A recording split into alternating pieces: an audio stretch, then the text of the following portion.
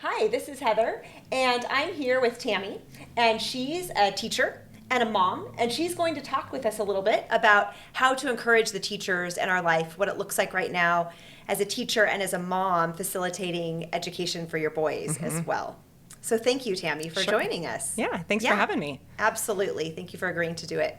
So one of the things I've been thinking about is how much teachers are going through and what they're doing. I know I hear a lot from moms how much it is on their end, but it's just as much on the side of teachers. And so I'd love to hear a little bit from you about what that's like as a teacher, what it was like in the spring, what you anticipate it being like this coming fall. If you don't mind just kind of opening up, and we'll just kind of start talking back and forth on that. Right. Well, this is actually the start of my 20th year in education. Okay. So I spent the first 10 years in the classroom, and then I've moved into more of an advising role at a high school right now. So my role has been a little bit different, but I work really, really closely with the teachers in the building that I work in.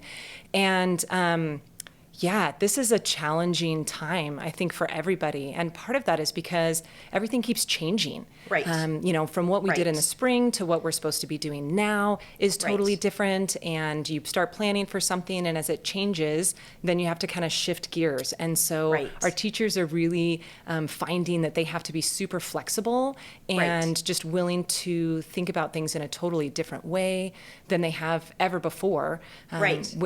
Which nobody really ever expected to have to become an online teacher, especially overnight. So this is all new for all of them, and just trying to figure out the best way to do that. They're racking their brains and working hard already. Yeah, absolutely. So you said you have 20 years experience. So you bring a lot of experience to the table. At the same time, we've never been through a pandemic before. Right. So do you mind sharing a little bit about what you're drawing from your experience to help equip teachers and help yourself navigate this? Sure. I don't know that there's anything that really has prepared us for this as part of it. And so that's what has been quite challenging about the whole process. I think the biggest things is just a willingness to continue to learn is what is most important in all of this, both for families and for people that are working in education, because it's new for everybody. And so just trying to try new things and not being afraid to step out of that comfort zone and try something they haven't done before and see how it worked, and really just trying to meet the needs of every student. Yes. So I hear in you that being teachable, and listening well, which are all important life skills. Absolutely. But especially in this time. So what was it like for you last spring, trying to do your job from home and oversee your boys as they were doing their schooling from home? Oh man, that was really, really challenging. And I think a lot of parents experienced that as well. Last year I had a fourth grader and a first grader. And then was working full time from home, trying to help other students and families in this process as well. And so just trying to even coordinate meetings that I had and meetings that they had, and making sure that we weren't missing some or late was really challenging. And then I realized I am not my kid's best teacher, probably. I think sometimes the dynamics between a parent and a child is so different than that between a teacher and a child. And I found that we were butting heads a lot more over schoolwork than hopefully their teachers were having to deal with in a traditional classroom. So it was really challenging. It's very challenging. We've homeschooled our kiddos. And so whenever I've had parents decide to homeschool, the number one thing I tell them is just take a break and build the relationship with your child. But people did not have that luxury this last spring. No. You hit it running, and you didn't get to transition from like, okay, I'm now teaching you, and let's move along a trajectory to get us to that place. It was suddenly just parents having to step in when the kids were used to hearing that from someone else, getting those instructions from someone else. And so that's a whole different dynamic. It is. It really is.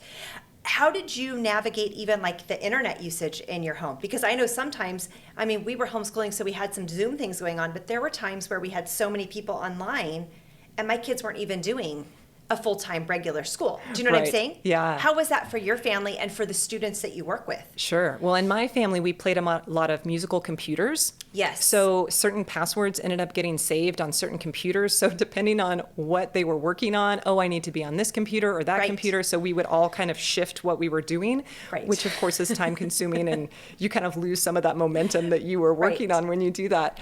And so for this fall, we kind of have a new plan of how we're going to do things to try and be a little more organized about that, so we're not doing that so much. And a lot of the struggle for students that I worked with last year is they didn't necessarily have consistent internet access. And so that was one of the biggest challenges, is how do you access the work that you're supposed to be doing if you don't have internet? And I know districts have been working really hard to work with those families to provide opportunities for them to be able to access the internet consistently, because we're going to continue on this. But yeah, it's there was a lot of technology around our house. Right. I mean, it's not just the education, it's the technology piece of it to figure out. Okay, so the other thing I want to know, and there's a whole list of other things probably that are going to come up, but you and your husband both work. Yes. How did you navigate your boys being home, your jobs? How did you navigate that in the spring, and what are you looking to do this coming fall? Because you said you're going to have to be on campus. Did you say in your district, is it 3 hours a day? A minimum of 3 hours. A minimum of 3 hours a day. Okay, so what is that?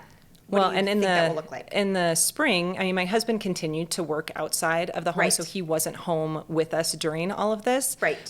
Which some days I think would have been nice to have another person to kind of help support me, and some days, some days I think it was kind of good, because then when he came home, it's like I'm done. I need a break. Adult. Right, exactly. So that sometimes was really helpful. Tag, you're it. Right, and the other thing in our family is that at Christmas we decided to get a puppy. Oh, so that also went into the mix, that we had a 4-month-old puppy as this was all starting. Had we known the pandemic was coming, that might have been a different choice our family made. But yeah, I felt like my hair was on fire all spring. Like I couldn't ever get done all the things I needed to get done. But being able to plan a little bit more in advance. I think just trying to stay really organized. I know that the school schedule for my boys will be a little more structured. And the teachers will be a little more involved in the lessons. And so hopefully that will kind of help keep them on track with where they need to be a little easier than what we had in the spring. But at the same time, because I am working on campus, I have to also find childcare. Which right now for school-age kids is kind of difficult and incredibly expensive. For working outside the home. And so that's a challenge right now that a lot of families are coming up against is, I'm working, my kids are supposed to go back to school. But they're doing it online. And so what do I do with my kids when they're home if I'm working outside the home? So that's a challenge for a lot of families.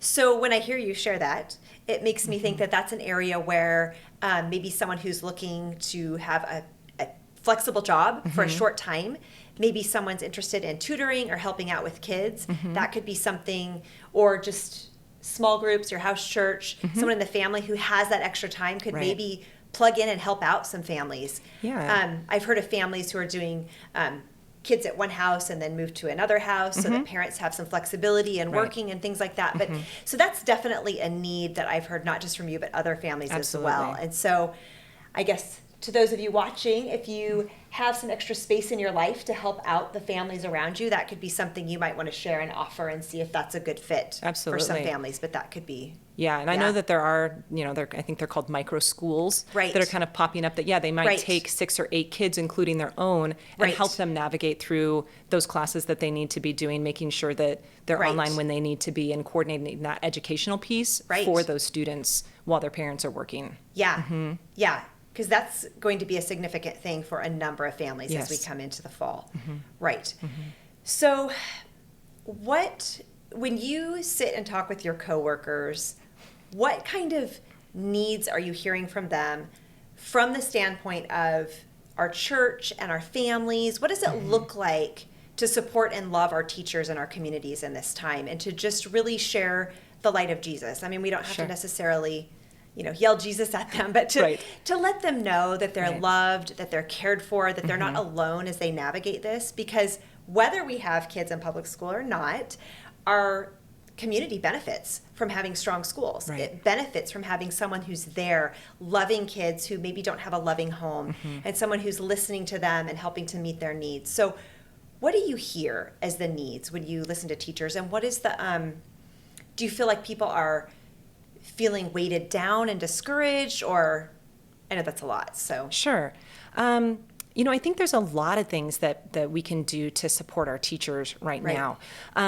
Even if you don't have kids in school, one of the big things that when I talked to a few teachers about this is to not badmouth what's going on in education right now. Right. The coworker I talked to was standing in line at the grocery store, and the person in front of her and the cashier were basically bad-mouthing educators and the educational system because they're not going back into a school building this fall, which whether a teacher wants to go back into the building is not their choice. It's not their choice at all. It's not their choice. And so really to just, if you're frustrated with the process, we totally get that. We're frustrated with the process. We want to be in schools. We want to be working with kids. Right. But to just make sure that's done in a respectful way, and so that a teacher doesn't feel shamed about the way they have to do their job right now. Right.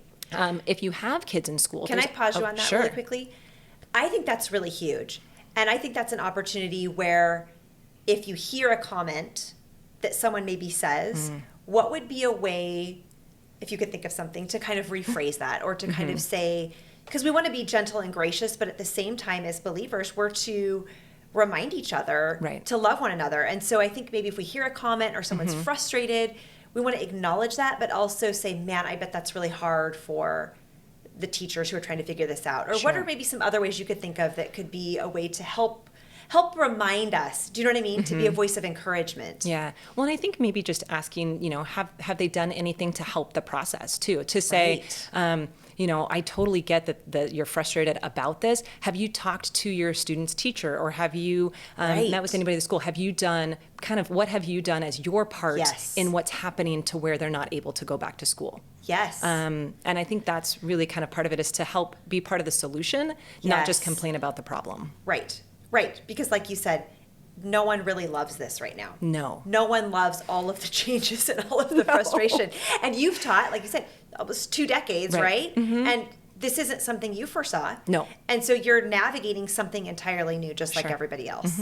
Yeah. Okay, what was your second thing? Well, I was just thinking that there's lots that you can do if you have kids that are in school working with a teacher that you could do to support them. Right. Some of the main things are try to limit distractions. If your student has a cell phone, you'd be amazed, especially with teenagers, how many notifications they get. And if they're checking their phone over and over, even if they're not doing stuff on it all the time, it breaks that concentration. Yes. If they like video games, maybe they don't get the power cord to their video game equipment until all their schoolwork is done. Right. Just trying to think of ways to help keep your kids accountable for the work that they need to do. Right. The teachers have a little less impact on that right now because they're not seeing them in the same capacity every day. Yes. To be able to make sure that those things are happening. Provide a quiet space or a consistent schedule are things that are going to be really important to just keep kids focused and moving forward. Right. So those are some things. Be patient with our teachers. This is new for all of them. And to communicate early and often. I always tell parents, because if something's starting to frustrate your student, don't wait until they get so frustrated that they want to give up before you contact a teacher about some extra help, or is there a different way we could do this? Yes. And that's just a good biblical principle, right? Sometimes we have to be patient and long-suffering, but oftentimes if we sit on something, it doesn't get better. So just to, like you're saying, contact the teacher and maybe ask some questions. Sure. Like, this is what it's looking like on my end. Right. What are you seeing? What am I missing? And to come at it from a stance of, how can I help better here, rather than, I don't like this, this is frustrating. Well, and it gives the teacher an opportunity to do something different to help as well. Right. Because if they don't know that something isn't going well, they can't do anything differently either. Right. And it's always hard when you get to that point where you're really frustrated, and then you come to someone with that frustration when they don't realize what's going on. Right. And so it's less about trying to find a solution and more, here's my issue with what's happening. Right. And it doesn't have the same kind of approach to it. Yes. That's very wise. I'm glad that you shared that. Yeah. Because, it's very hard when you're not aware of something and the other person's been sitting on it and stewing on it and is further down the process of frustration. Right. Yeah. Especially when something could potentially have been done, throughout that process to help it not get to that point. Right. Absolutely. Good. Did you have some other points? Just to have grace with them too, is that not every lesson's going to be perfect. Right. Every teacher is like a first-year teacher all over again. Yes. They're trying all new things. Point. And so not everything's going to be perfect. And so if you're frustrated with something, communicate that. Don't just let it go necessarily. Right. But to also know that they're trying their hardest. Yes. They miss being with your kids. Yes. And that they want to do the very best job that they can. Yeah. And to give them the benefit of the doubt with that. Yeah.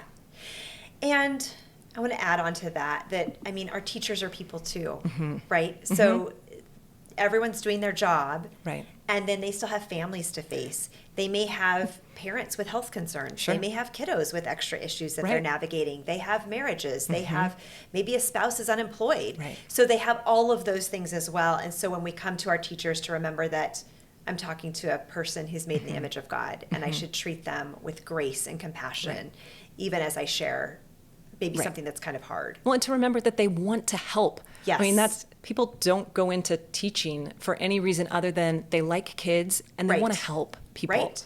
And so if you keep that in the forefront of your mind when you talk to them, and to kind of assume that those are their first intentions, then hopefully that can also help as you have those conversations. Yeah. So assume the best. Very good. Very good. Yeah. All right. Can we shift to talking to you as a parent now? Sure. Can I actually just more? I think that we were talking a lot about supports that parents can provide, but I think there's another section of that that's encouragement. Okay. Because support and encouragement to a teacher, I think, looks a little different. Okay. And so I just want to say to never underestimate the power of a kind email. Oh, I love that. That to acknowledge what the teachers are doing, even if, it doesn't have to be attached to anything specific, or it can be. It can be as simple as, my student really enjoyed that lesson that you did, or that book you recommended, or something just, thank you for the time that you're putting into this. Yes. Something to show the teachers that what they're doing is not invisible. Yes. And to keep them going, I think can be so powerful. Yeah. And then if you know teachers in your life, outside of the school setting, coffee, chocolate never hurts. Yeah. Never hurts. So that's good. Just some tangible things to not just support, but to encourage especially when they're frustrated with how things are going, or they don't feel like they're making the impact that they want to just love on them and encourage them that what they are doing does make a difference, and that it will get better. Yes. Right. I love that. And anyone can send an email. And then if someone wants to do a little bit more, stick in a gift card and mail a card or something like that. That is huge. And for people who are like me, write it in your planner if you have a planner. Put it on your calendar to do it, because I actually have to plan things like that, because I'll have all these good intentions, and then I don't think to do it. I get busy and I don't think to do it. And so to even mark that on your planner, maybe like beginning of September, maybe mid-September, just, remember to encourage the teacher, and then send an email, or maybe you want to send something a little more like chocolate or coffee is always good. That's really good. Yeah. And it means it really is powerful for teachers to hear that, both from kids and from parents. It just, that's the lifeblood that keeps them going, to know that they're having an impact. So yes. Well, and part of the energy from teaching comes from that person-to-person interaction. And so when you're in a classroom, you may have a struggle for the day, but then you're interacting with so many other people in normal circumstances that it puts the struggle becomes smaller, because you have a lot of positive interactions, and then you maybe have this negative interaction, and you can debrief with other teachers, or maybe you have other students who say something kind in response. When you're teaching online, you turn off the computer and are alone. And that's hard, because you don't have someone else right there to speak into encouragement. Maybe even your kids who would be encouraging, they may not think about it because they're on a screen. You all turn off your screens. And so I think that's a really good reminder to be that voice of encouragement. And teachers are worried about how they're going to be developing relationships with their students. I mean, that is so vital in the whole process of education. Yes. So that kids trust them. So when you ask them to do something challenging, they're willing to do that for you. Yes. And to build that relationship over the computer is much different. In the spring, at least, teachers had students for quite a while. Right. And so that trust in those relationships had already been developed. Right. And so, I'm not, different teachers I know have different ideas of how to start cultivating those, but just to make sure that that your kids are participating in those activities, just to help the teacher get to know your kids. Yes. So is it helpful for parents to have some sort of reward system at home, like for participation? Is there a way, maybe this is moving into you as a parent and all that, and maybe we can start unpacking that, but what does that look like, on the parent end of it? Each parent knows their kid better than anybody, right? And knows what motivates their kids, right? So I think having some sort of reward system for, either getting everything turned in or making sure that you're in class when you need to be in class or whatever that looks like in your family, then setting up some sort of system, because this is going to be challenging for kids too. We've talked a lot about the teachers, but this is different for kids, and this is going to be challenging, and they may not feel the same kind of support that they normally would in a classroom. And so to have something that they could look forward to if they put in the work that they do, I think is a great idea. Right. My kids are pretty motivated by screen time, and so in the spring, at least, that was one of our motivations, that once you got these certain things done, then you had this amount that you could spend on your tablet, just as that bonus of getting things finished up when you needed to. Yeah. But every kid's different. So, if it's a little treat or it's whatever that may be, using those motivating factors for kids to help keep them going. Yes, that's good advice. And to know your kids, right. Know their thing that motivates them. That's right. That's right. That's really key. So as you're saying that, another thing came to mind, and that is to have conversations about what your kids are learning, even if they're sitting in front of a screen, but to remember as parents to ask, what did you learn? What was the high point of your time, and what was the low point, and what would you do differently? Because I think it's easy, at least it is for me, because even though we homeschooled, our kids did some Zoom meetings towards the end, and it was very easy for them to turn it off and to be like, okay, that's done, right? Right. And to remember that, my job as a parent is to engage them and treat this like it's important, because it is. I expect them to treat it like it's important. Right. And so having those conversations, asking them about their day, because how they spend their day is valuable. Right. And we want to treat it like as such. That this is your job. What did you do in school? What did you learn? What did you think was hard? Was there something you learned about a classmate? Or some things like that I think might be helpful. Sure. That's something I have to remind myself of. Well, and I think the more specific your question is, the better the answer is going to be. If you just say, did you learn anything today? Right. You kind of get the really vague answer. But, you can have like a positive and what was something that you were challenged with today? Or what was something that you found that was too easy for you? So to get really specific with those questions, because it's so easy for your kids to, with a question that's so big, it's like, I don't know how to answer that. And so you just kind of don't get much information. That's very good. Yeah, be really like, in this class, what activity did you do? And then the conversation can go from there. Did you enjoy it? Was it fun? Yes. Did it challenge you? From there. But you have to get really intentional with those questions. Yes. Oh, that's very good. And then I'm thinking about what you said earlier, sending emails of encouragement. If you were to include a little tidbit of like, hey, my kid really enjoyed this specific thing, that's going to be just really valuable. Absolutely. Well, and that helps teachers know what went well. Because they could have their idea of what went well with the lesson, but to hear that it went well for a student too is just that affirmation that that they were on the right track with that. Well, and I think from the parent perspective too, one of the pieces about helping hold your kids accountable is to stay involved. And especially, I work at a high school, and parents kind of naturally, as kids get older, step back a bit. And right now is not the time to do that. Okay. It doesn't matter if your kid is in kindergarten or a senior in high school. You need to be involved in what's happening. And, most schools have like a way that you can go on and check their grades, check their grades regularly, ask about missing assignments. If they say they turned it in, feel free to email the teacher and just confirm. Did they get it? Yes. Is it in limbo somewhere? And, that they thought they turned it in and didn't, especially with, everything's turned in electronically.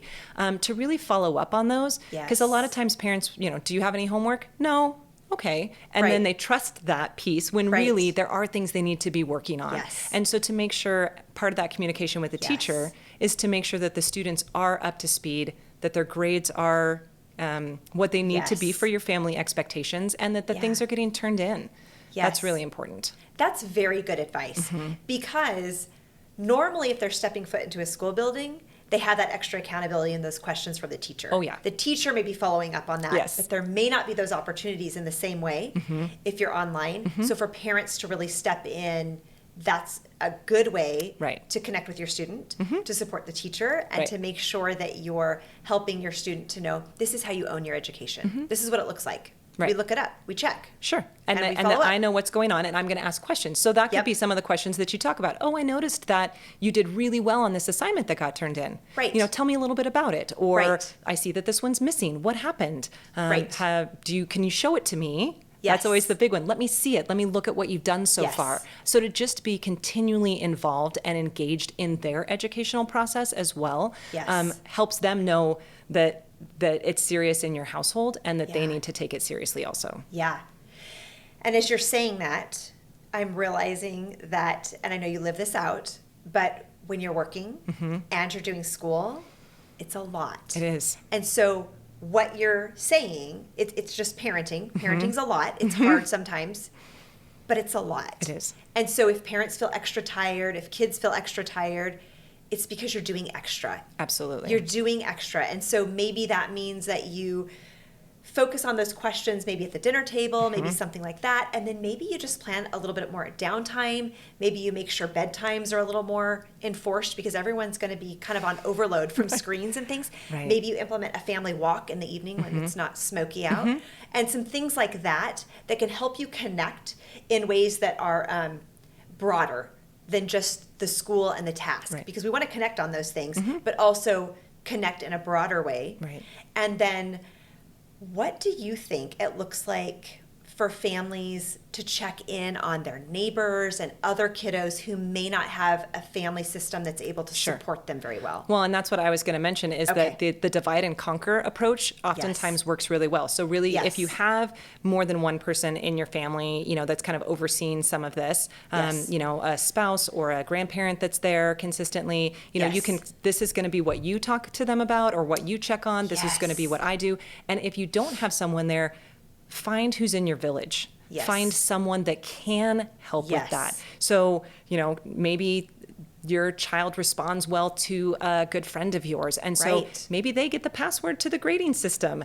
And so they Yes. check the grades, and maybe they check in with your student about things that are happening. But just find the Yes. people around you that you trust, that you want to have part of that process to help you when Yeah. things get overwhelming. Or Yes. if you know someone that you can see is feeling overwhelmed, offer that support. Yeah. To just say, what can I do to help support you as a parent in this process? And, Yeah. you know, what elements can I take on for you? Right. I feel like that is brilliant, what you just shared. I mean, handing off some of those things that could be a point of frustration to someone else is a really beautiful way to maintain relationship with your child Right. and still have some oversight and just to make it safe for them. I think that's really good. Yeah, sometimes those Really good. conversations just don't always go well between a parent and a child. You know, sometimes there leads to arguments or some disagreements or just Right. frustration. But if somebody else can have that same conversation Yes. and not have some of those things happening, great. Use Yes. that. Use the people around you to help support you. Yes. That's really good. And that's something that someone could even do over the phone. Sure. Or something. So if you have grandparents or someone who's trying to stay away, I guess, a little more from people and not interacting as much, that's something you could do long distance. Oh, You yeah. could check in and do that kind of thing. And I love that because people have a lot on their plate right now, Right. and everyone's emotionally a little bit tapped out. And so everything that we can do just to lighten that burden is really good. Okay, so another question. Sure. What does it look like as a parent when you find that you're hitting that point of frustration and you want to honor what the teacher has asked to have done, but you're also facing the relationship with your child and feeling like it's just not going well, enforcing all of that? Do you have any tips for that? How do we, you just gave some good ones, Right. but how do we navigate that? Communicate. Okay. If you're finding that it is just way too much, talk to the teacher. They they may be able to say, here's the pieces that are the most important. If you get nothing else done, do this. They know where they're going with stuff. They know what they've just completed. They know what really are those key pieces. And so, if you and your child are finding that you are just super overwhelmed with what's happening, just communicate that and see if there's anything that can be done. And it may not be, forever that those changes are made, but for right now, they may be able to come up with a plan and to work with you and your child to figure out how do we get through this and then hopefully kind of get back where we need to be. So that's the biggest thing that I would say. Just try to maintain positive relationships with your child through that. Acknowledge to them that it's challenging at times too. That's okay. But to communicate with your teacher and let them know it's overwhelming. What can we do potentially to help with this? That's really good. I'm a big advocate for relationship first with kids, which has meant at times for us letting go of some things that felt really essential to preserve relationship. And in the end, I feel like that was a good choice. But at some point, you still have to plug those gaps along the way. And it's not okay to not communicate with the teacher who is helping you along in this process of educating your kids. And so that's very good. Any other tips? I'm just thinking about that, and especially with high schoolers, that can be really, just the relational piece can be really tough, and especially if kids, they're not in their sports, they're not seeing their friends. Do you want to speak into that a little bit more? I think just trying to find those moments that you could just do something that's not related to talking about chores or work or school or, something to just do something fun with them.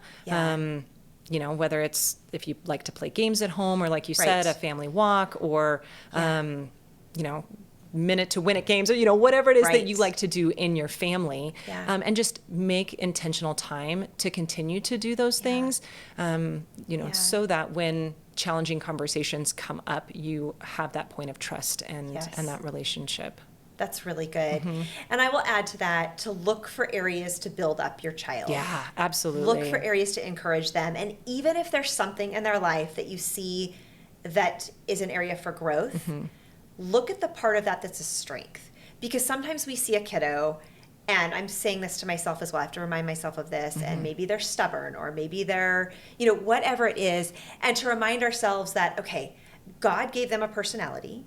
He put these qualities in them. So I'm facing this thing that is stubbornness right here. It's not okay, but maybe that's also could be steadfastness and perseverance. And so helping when you talk to your child that it's not just you're stubborn and that's frustrating. It's God made you this way, and how do we orient how God made you to glorify Him? And so we want to be stubborn in matters of the faith. We want to be stubborn in our integrity and in being a kind person. And so that's easier said than done because sometimes we're frustrated. But I think that's where God helps us as parents to grow up and mature when we have to help our kids navigate things like that.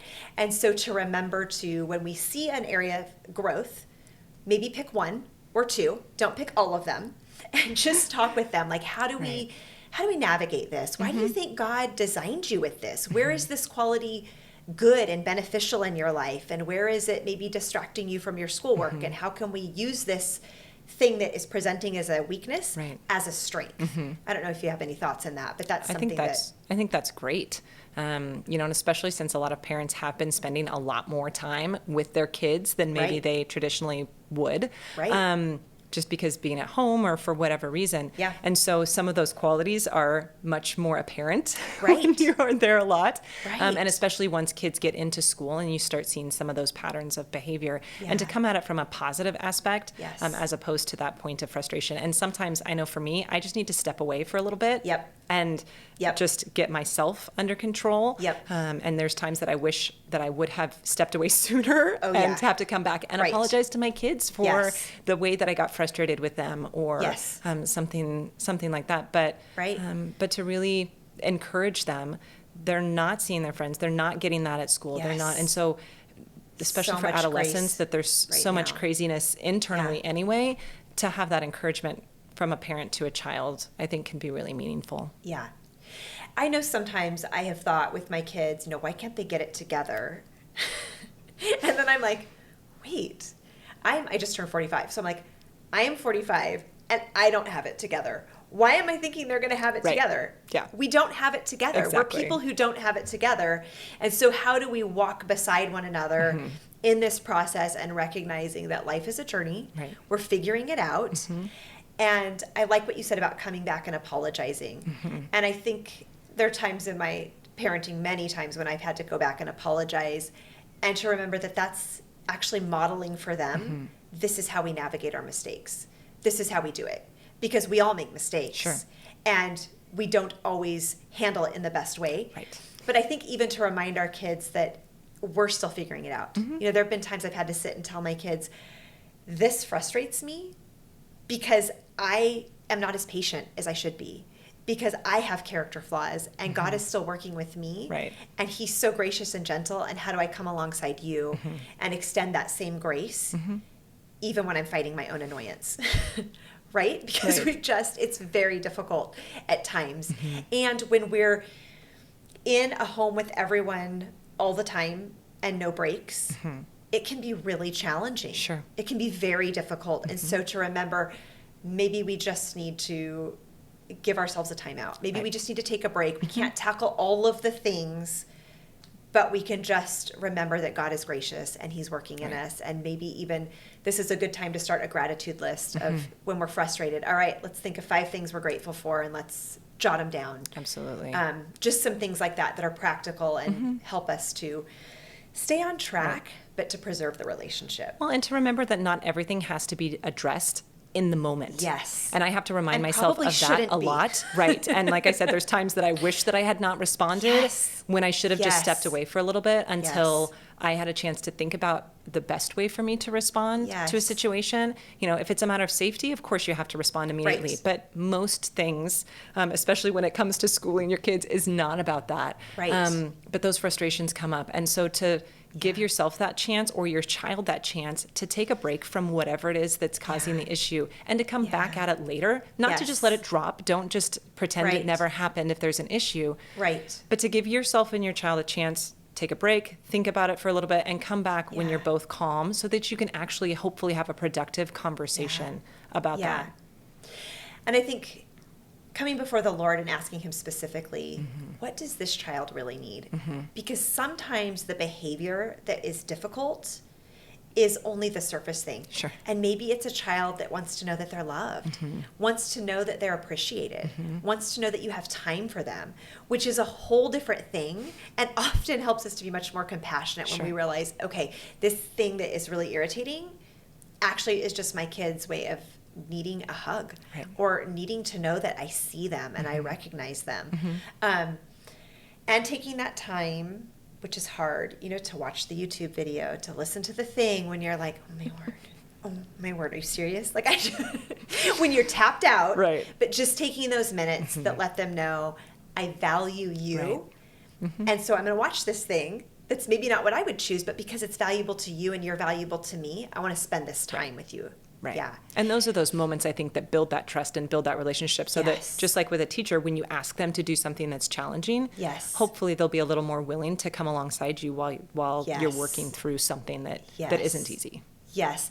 And reminding our kids that we're for them. Right. That I want the best for you. I think sometimes as a parent, I know for me, there's times when I've forgotten that. I get so focused on the goal that I'm like, wait, this is a person I love and I really want good things in their life. And me harping on them in this way probably isn't doing that. Right. And so sometimes I have to tell them that I'm for you. I want to see your good and I want to see God at work in your life. And me saying it out loud is humbling and reminds me that I don't always do that. Sure. That's not always the motivation of my heart. Right. And I think then they need to hear that. Like you said, it can build trust. Do you have anything else that you wanted to share or that you had thought of that hasn't come up? I don't think so. I think just that idea of gratitude and thankfulness and kindness and patience to anyone around you right now that is working through this situation is just key. And that, you know, even if there's not something that you can do, you can always have something kind to say. Right. So. Right. Like you said, send the email. It doesn't cost anything. It takes minutes and it can mean so much. Right. And it doesn't have to be 3 pages. It can be 2 sentences, and that's it, you know, and still have an impact. Yes. I love that. Yeah. Tammy, thank you so much for You're joining me welcome. on here. I know it's a stretch and out of comfort zone to come and sit in here, and you did great. You felt really natural. It got to that point where it just felt like a natural conversation, so thank you. Well, thank you for having me to talk about something that I'm super passionate about. So Good. Yeah. I really appreciate it. Thank you so much.